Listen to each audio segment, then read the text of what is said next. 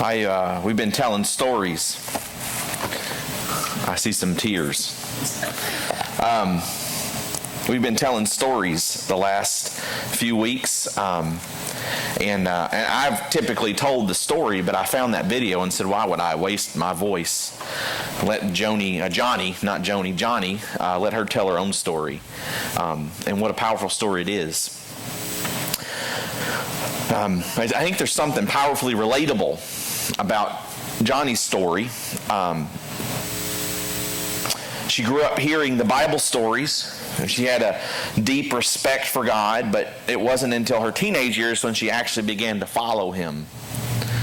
And even then, though, she admits that her faith quickly became intermingled with the American dream. I love what she shares there. I think that's so easy for all of us. And she said it reflected in her prayer life, and her prayer life became self-centered. And she felt like she had done God this great big favor by accepting Jesus Christ as her Savior. Most of us, many of us have prayed similar prayers as she prayed when she finished high school. Do something in my life that will realign my faith or bring me closer to you.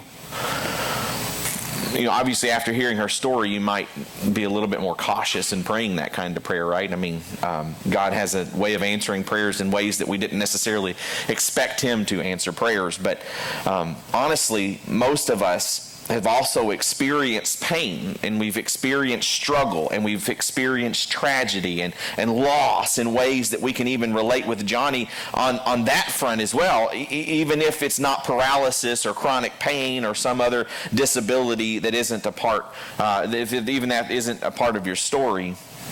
You likely walked here today, into this place today,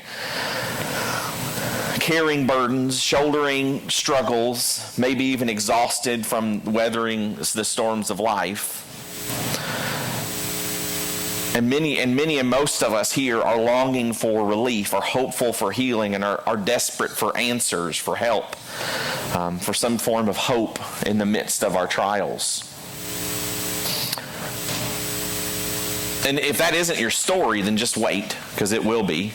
Right? I mean, most of us have faced those trials, but if you haven't, don't think, oh, well, I must be in a good place with the Lord. As we're going to find out today, no, that's not your measure, okay? The measure is not, am I in the good place with the Lord? So if bad things happen to me, then I must be in a bad place. That's bad. We're going to understand that that's not how God works and how this whole thing works.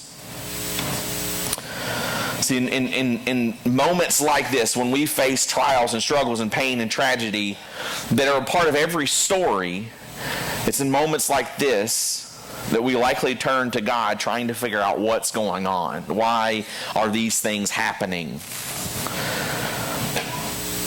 What is He doing? What is He thinking? And in those moments, like Johnny, we learn a great deal about Him, and that truly shapes our story, and more importantly, shapes us. You could ask anybody in this room, and oftentimes the most shaping things in someone's life are the tragedies and struggles that they endure. On the other side, we see a different world, if you will. Our eyes are opened. The light is shined into our darkness. And so today I want to talk about a story that is, I think, so relatable to Johnny's story and so relatable to our story in John chapter 9. If you have a Bible, and I hope you do, turn to John chapter 9. We're going to look at a story of a man who was born blind in his interaction with Jesus. I think we can learn a lot from this man, and I have a few lessons that I want to point out that I find incredibly helpful.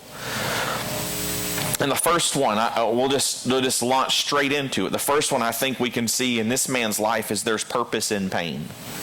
There's purpose in pain. Let's look at the first 5 verses of this passage. It says, as he passed by, this is Jesus, he saw a man blind from birth.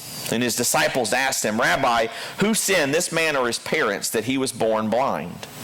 Jesus answered, it was not this man that sinned or his parents, but that the works of God might be displayed in him. But that the works of God might be displayed in him. We must work the works of him who sent me while it is day. Night is coming when no work can be done. As long as I am in the world, I am the light of the world. So as they were passing by, Jesus notices this man who was blind from birth. He was likely begging. We're going to find that out in just a second. They call him the beggar in just a second. So he was likely begging on the side of the road since that's pretty much his only form of income. If as a blind man, this guy wouldn't have been able to work. I mean, the jobs wouldn't have been available, right? And as a blind man, there was an assumption that something was broken in him because of somebody's sin, as you can see in the disciples' question. That wasn't a question that they pulled out of nowhere. That was a question that was asked by everybody, because there was an assumption that this man had done somebody, his parents or himself, had done something but before he was born. They even believed that you could sin before you were even born, and which would cause you to be blind or deformed or something to that effect. Like there would be some problem with you because of your sin that's already inside of you when you were a baby, before you were even born. So they're not bringing this question out of nowhere, right? And so they asked him this question, and Jesus sees this man begging on the side of the road. We don't really know the guy's age. But he wasn't super old because his parents were still around. But he wasn't young because his parents say he was, we're going to find out in just a second, his parents say he's of age. So he's at least 13 years old. He's likely somewhere in his mid-20s or maybe his early 30s or something like that. His blindness is a challenging disability, as it is in our day. I mean, if you're blind, I knew a couple blind folks back in Fargo, and man, they were such joyful people, but their life was challenging. Just going from one place to another and doing the things that we find to be fairly simple, they're challenging for someone who doesn't have sight. Imagine how big of a challenge it would have been in his day, when we have things that allow your life to be a little bit easier as someone with a disability. Then and there, that would have been culturally, it would have pushed him out of the cultural circles. It would have pushed him out of a lot of things that we find to be very easy today that would have been very challenging for him then. This was a challenging disability in his day and age. Just the daily struggle to eat and get from place to place, not to mention the societal struggles that he would have had to endure. His life had not been easy. He had struggled and had suffered for years, 20 plus years likely. So the disciples asked Jesus, why? What caused this man to be born blind?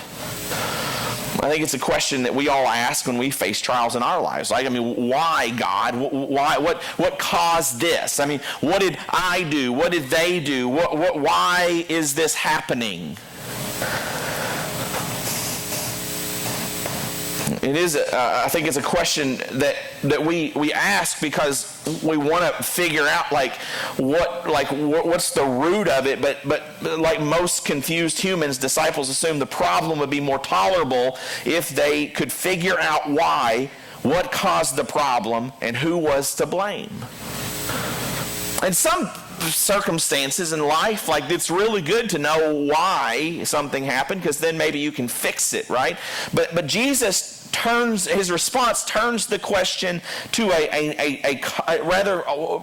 turns the question off of the cause and onto the purpose. As you see what Jesus does here, Jesus isn't trying to say that our sin or the sins of others isn't behind some of the pain and struggles that we experience. Obviously, we make decisions and we do things or don't do things that have consequences that can have negative impact on our lives, right? I mean, if you are speeding out through a country road and you lose control and hit a tree or something, then it has negative consequences that could affect your life for a long time, right? I mean, those are obviously things that could happen, right? I mean, there's things we do that cause, but Jesus says it's not about that. That's not what we need to be concerned about at this point. Jesus says it's not about the cause as much as it's about the purpose. What purpose does this suffering, does this trial, does this situation, what purpose does it have?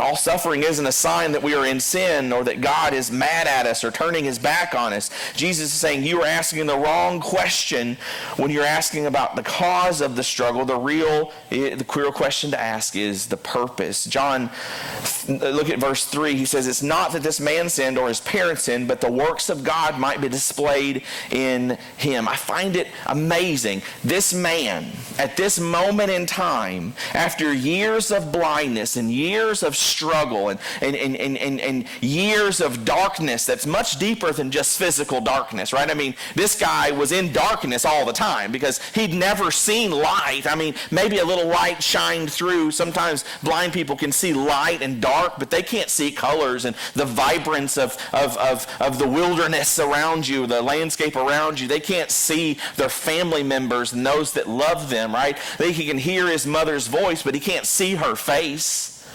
He's lived in darkness, and so that darkness, physical darkness that he lived in, there's a deep spiritual darkness there too. There's a deep emotional darkness that would likely follow, right?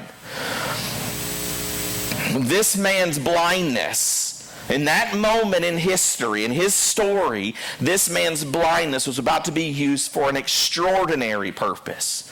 His plight would be used to put the power and goodness and glory of God on display for all to see.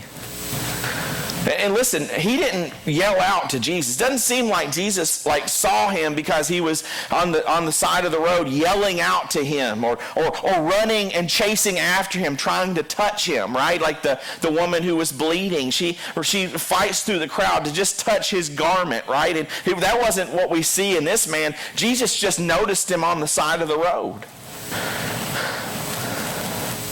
It didn't seem like he was begging to be healed.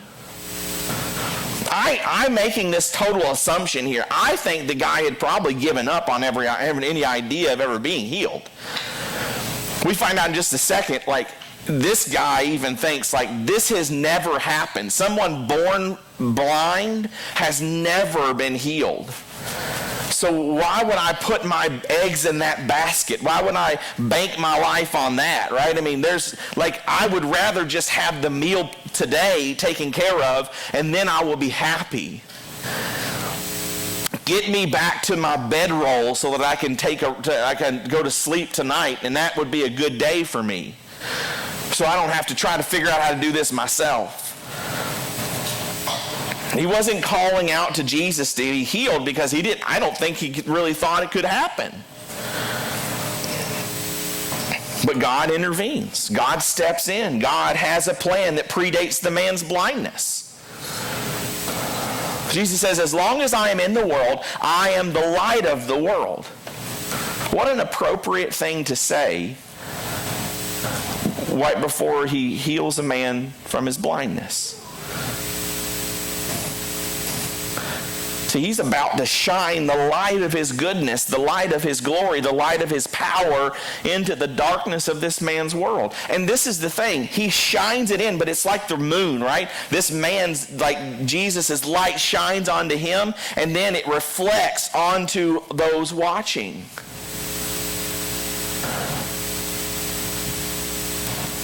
He didn't have to do it, but it was a part of the plan. Jesus knew.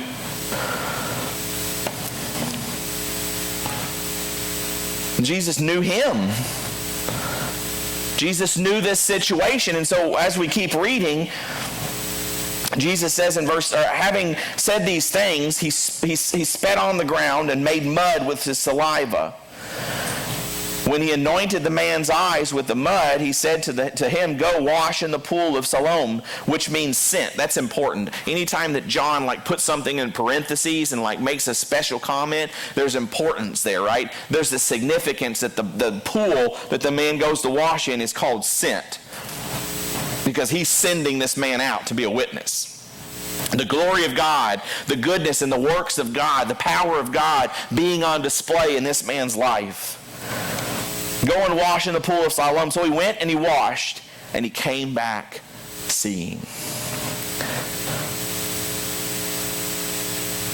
Jesus didn't have to do that in this way. Like, he didn't have to heal the man. Like, he didn't have to do the whole spitting in the ground and making mud and all that kind of stuff. Like, in COVID world, it's like, he spat in the ground? Really? And, like, he put it on the guy's face? Do you know what you just did, Jesus? Like, we're totally, like, we were grossed out about this last year, but this year it's like a whole nother level. You just gave him a disease, Jesus. Like 100%, right? Spit is like, oh, gross. Beyond what it used to be. But he didn't have to do it like this. But this is a part of the plan. Jesus knew what he was going to do, because I'm going to make this statement, and this is going to make sense as we move along. Jesus' intention was never just to heal the man's eyes. That's not his intention. This whole story, the miracle in this story is not that this blind man can see. It's not only that this blind man can see. Jesus has an intended purpose for this man's life that goes beyond just living the rest of his life as a seeing person. He's going to use his suffering and his pain to bring himself glory, and this man is going to be transformed by it. And so the reason that Jesus bends down and kneads the dirt into mud is because it was the Sabbath day. And he knew what was going to happen. He knew that if he just said, "You can see," like he'd done so many, like other people, like the demons, and he sends them out into the pigs, or the woman just touches his cloak and she's all of a sudden healed, and all these different, the man who was at the gate and Jesus asked him, this is just a few chapters before in John chapter 5, and he says, "Do you want to be well?" And the man comes up with all kinds of excuses, and Jesus says, "Pick up your mat and walk." He didn't have to touch him. He didn't have to do the dirt thing. But he did it because he has a bigger agenda here. He knew that this kneading of the dough, that word dough and mud are the same thing in the Greek. This kneading was going to make all the Pharisees mad. So he did it. And that became a part of the man's story, which led to the greater impact of his story. So here we go. So he washes his eyes. This was the Sabbath, and he kneads the dough, and then he washes his eyes, and now this amazing miracle happens, and the man can see this thing that had never happened before, and what we know to be history, or what known history at this point. This man can see, and it's never happened before. But let me. There's something that we need to handle, because there is this somewhat of an assumption here that you can find in this story that I think is unhelpful. See, this is the thing. There is purpose in pain, but there is no promise of healing. Okay? That's important for us to understand. A lot of times we can look at biblical stories like this one and say, okay, so that's how Jesus works. Jesus works in the midst of our suffering to heal it, and that's how he gets glory. But we have to understand that's not true in every other aspect of it, right? There's a temptation to read this story and draw the conclusion that God intends to show off his power in and glory by healing every disease that is brought to him in faith. There's this idea that if I bring it with enough faith and enough excitement and enough belief, that God is going to heal me.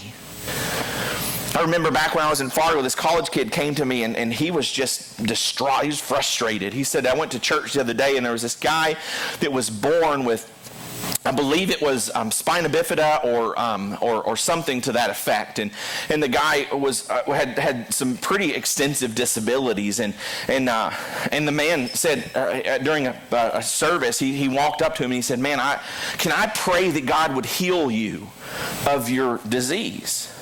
And the guy was nice, and he said, "Sure, you can pray that you can heal. God can heal me. That'd be fine." And so he prays this prayer, and after the prayer, this gentleman who was a devout believer in Jesus and had struggled with this disability all of his life, I think it was cerebral palsy actually is what it was, and he tells the guy, like, I'm actually all right if God doesn't heal me.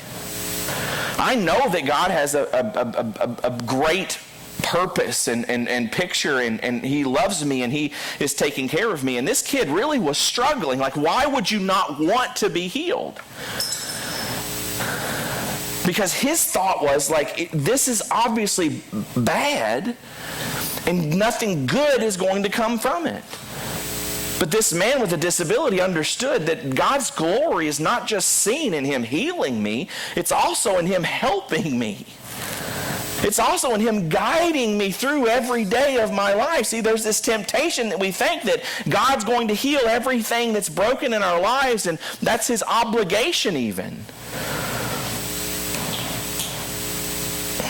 See, we get frustrated and angry and bitter even when the healing that we desire doesn't come. And in this circumstance, God chooses to heal the blind man to show his work. But there were other blind people that stayed blind.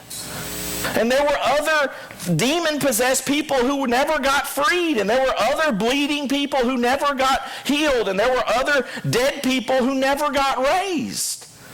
And yet God still gets the glory. See, God's love and goodness is not measured in whether or not he heals you or fixes your problem. It is measured in his faithfulness and his goodness to sustain you through even the hardest trials you may face.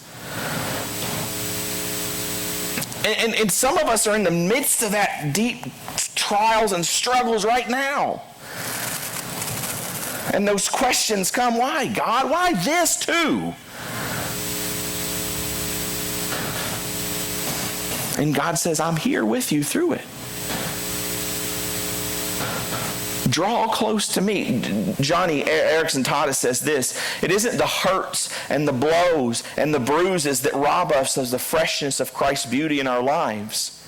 More likely, it is the careless ease, empty pride, earthly preoccupations, and too much prosperity that will put layers of dirty film over our souls.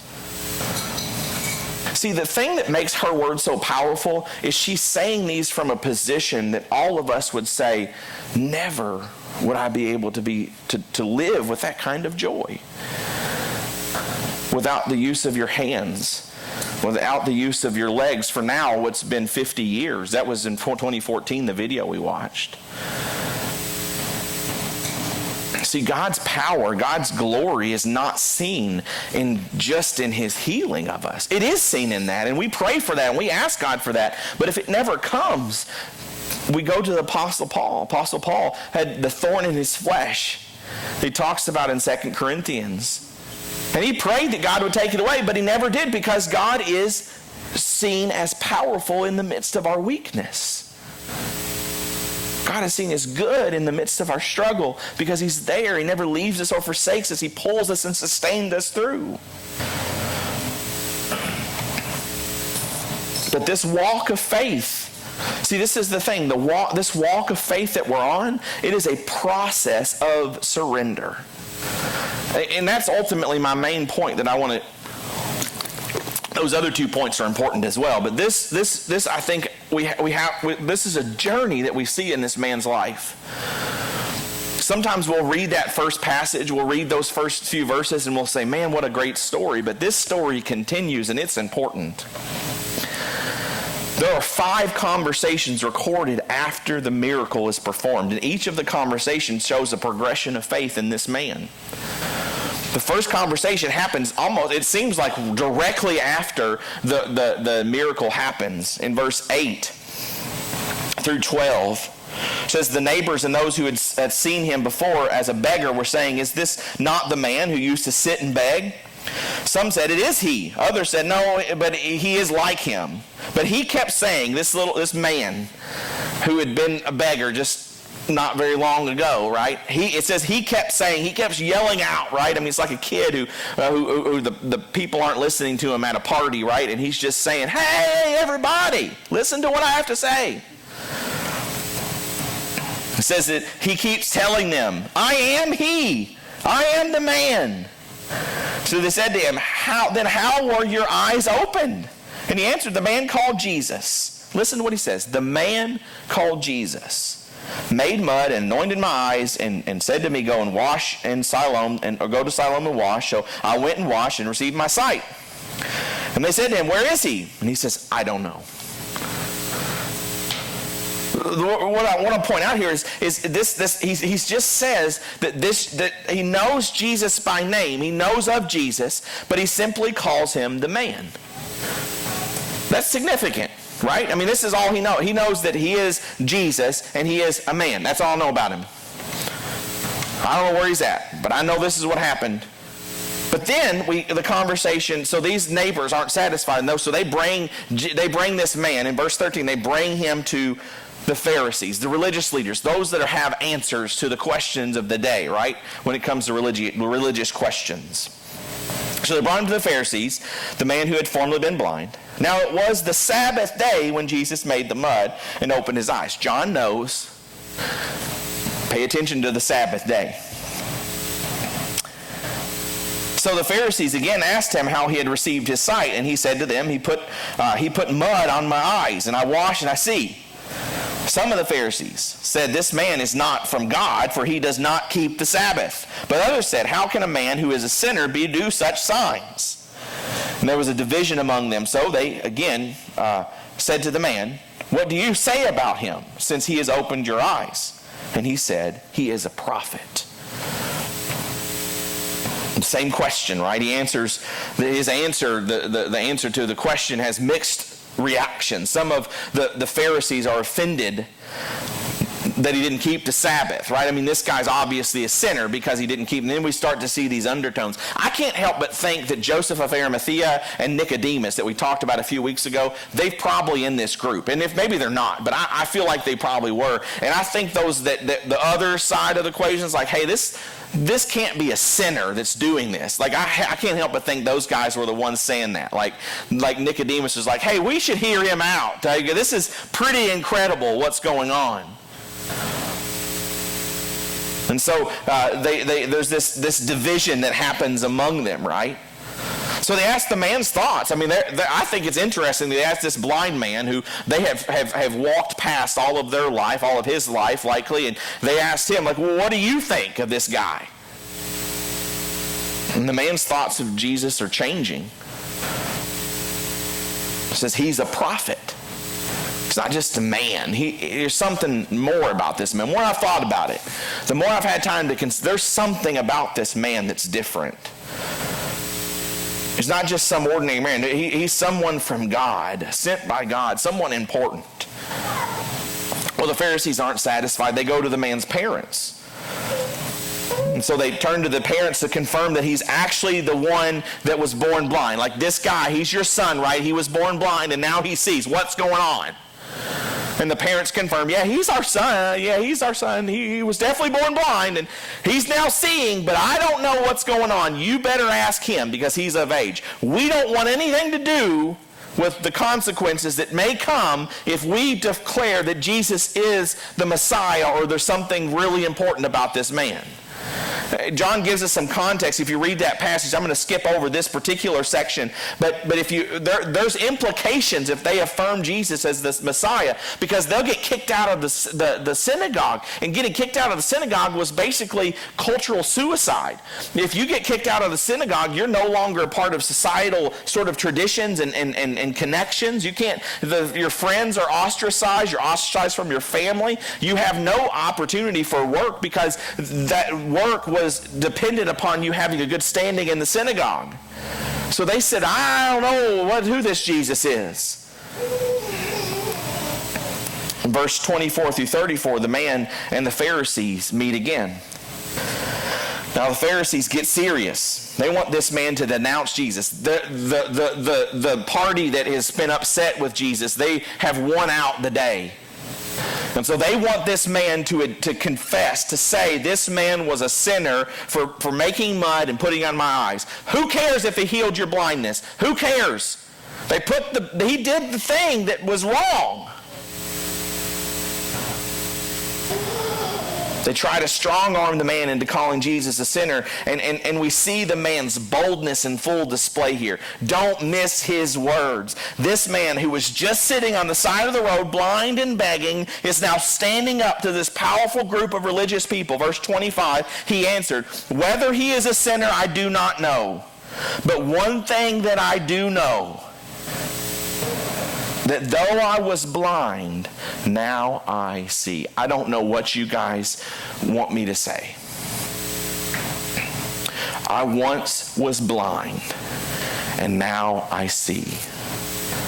That's all I can tell you. I once was lost, but now I'm found. I once was broken, but now I'm whole. Anybody have that testimony? See, when they question him again about his sight and how it was restored, he said in verse 27, I already told you. He said, you didn't listen. Why do you want to hear it again? You don't want to become his disciples too, do you? I love his sarcasm.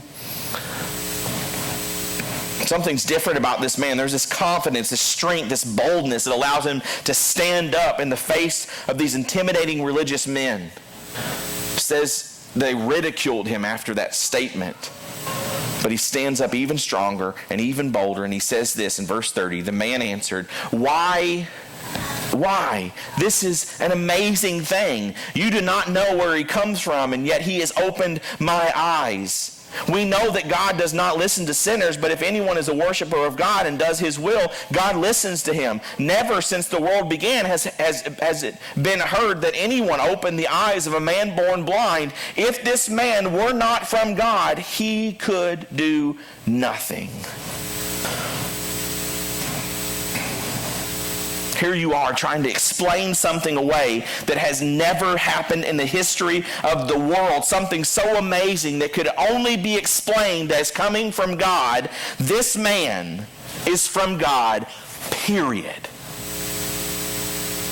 And with that, he's thrown out of the synagogue, isolated from his family, his friends, and the possibility of employment. The first time in his life that he ever had the opportunity to not be a beggar on the side of the road that people shunned and walked by. He could actually work for himself. He could actually have a family and friends and relationships and all the things that he had not had in his entire life. First chance to be normal. But he couldn't shake his confidence. He couldn't shake this man who had healed his eyes. And he said, you know what? I don't know who he is, but he's worth losing everything for. Everything I just gained, he's worth losing it all for. And then the most important of all the conversations, the man and Jesus. Verse 35 through 38, Jesus heard that they had cast him out, and having found him, he said, "Do you believe in the Son of Man?" He answered, "Who is he, sir, that I may believe in him?" And Jesus said to him, "You have seen him, and it is he who is speaking to you." He said, "Lord, I believe," and he worshiped. Lord, I believe, and he worshiped. See, Jesus says, I love that, you have seen him. Possibly the first person he's ever laid eyes on is Jesus himself. With these new eyes, he's opened them up and he's seen the greatest human being that's ever lived on the face of the earth. And that's, in the man's perspective, I think that's the only person he ever really needed to see.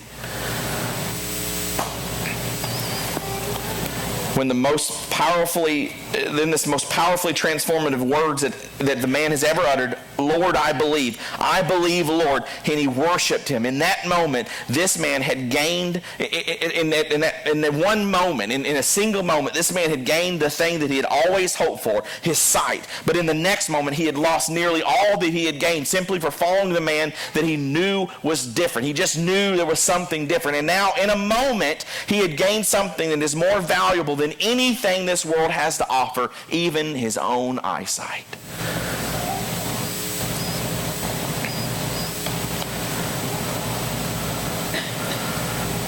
Isaiah 64:4 says, "For since the world began, no ear has heard, no eye has seen a God like you who works for those who wait for him." The eyes of his heart had been opened. He had come to know the one who is the light of the world, that shines the light of true life into the darkness of our destruction. And he was satisfied. He was whole, not because of his eyesight, because the eyes of his heart had been opened. What's the purpose of his blindness? So that God could display his works in him, that he may worship the one who is worthy of all worship. I don't know what you brought in here today. I don't know the struggles that you're having, but I can. The word is true here, that God works all things for the good of those who love him or are called according to his purposes. Jeremiah 29:11 is a powerful verse, but it's only powerful because of the context that Joni, Eareckson, Tada put it in. In the midst of our pain, God has a plan. God is working all things out for good. And we might not know, we may never know how he's going to use the pain and the struggles and the trials and the things that we go through. We may never know, but we can trust that he is always working. Let's end with the words. We started with Johnny's words. Let's end with Johnny's words today. Joni Eareckson Tada often says this in explaining the place she came to with her injuries and disabilities. She said, "God permits what he hates to accomplish that which he loves. And I realize that God takes no pleasure in my spinal cord injury, but he loves the way he is changing me in it and encouraging others through it. I'd rather be in this wheelchair knowing him than on my feet without him. My weakness, that is my quadriplegia, is my greatest asset because it forces me into the arms of Christ every single morning when I get up." I hope that's your story. I hope in the midst of the trials and the struggles and the things and the pain and all that we have, that those things will direct you back to Jesus. The reality is some of us in here don't have a relationship. Some of your family members don't have a relationship with Jesus. They don't have this thing to fall back on, this thing to pull them through, this person who is actively pursuing their hearts. He is, but they don't know it yet. And so let us be the people that share this message of hope with those who need to hear it. God has a purpose in our suffering. And the process of this Christian life is a process of surrendering to his purposes and plans in our life, that he may mold us and shape us into who he wants us to be. Let's go to him in prayer right now. Lord Jesus, thank you, God, for your grace. Your grace is sufficient for us in our weakness. God, help us not to rest in our own strength, God, and as we face the trials of today and the trials of tomorrow, God. But God, help our weakness, Father, to be the thing that drives us closer to you, Father, that you are our strong tower. You are our everlasting hope. You are the one, Father, that pulls us through even the hardest of circumstances of life, God. And God, for those who are struggling today, Father, I pray that you would remind them of your goodness and your grace. God, we do pray for healing for those that we have lost hope that will ever be healed, God, that those marriages, God, that we have lost hope that they would ever be what maybe we would desire them to be, God, those relationships, God, those circumstances in life, those people that we think are too far gone, God, you are a miracle worker, God, and you will show your glory and your goodness and your strength and your power in the midst of those painful circumstances, God, but we know also that you are glorified even as we turn to you in, if it's not for help, but for healing, but for help, God. To sustain us through. So help us to see your glory and your goodness, even in the midst of the hardest circumstances of our lives, God. may we turn to you if our hearts have not already done so. So God, as we close out our time today with a song, may we sing this song with a confident hope that the words are true, that you are real, that you are here in our presence, working in and through every situation in our lives for your glory and for our good. We ask all this in Jesus' name. Amen. Let's stand together.